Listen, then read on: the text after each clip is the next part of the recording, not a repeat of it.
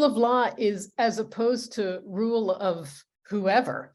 So the rule of law basically says that nobody is above the law. Even the monarch, who is elected by God alone in this magical electorate of one system that they imagine under the divine right kings, in which the king really can be above the law. He can call parliament when he wants, he can dissolve parliament when he wants.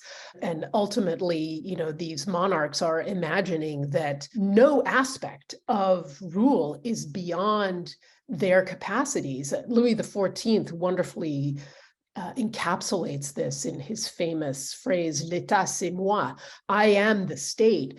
And when a single person becomes the state, when the body of the monarch, when the human person overlaps completely with the imagined entity of the state, there's other words for that. That's despotism, that is tyranny.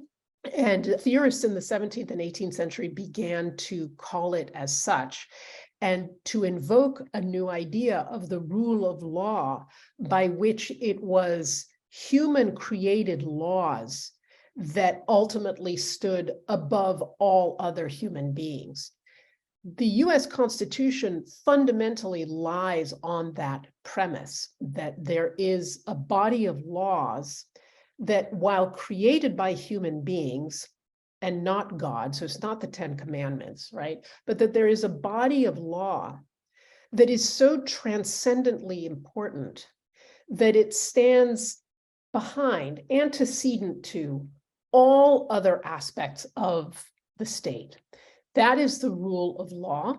And that is why we have a Supreme Court to interpret what that supreme antecedent law is that comes before you. It comes before me, it comes before the president. Even the president of the United States is beholden to what is written in the US Constitution.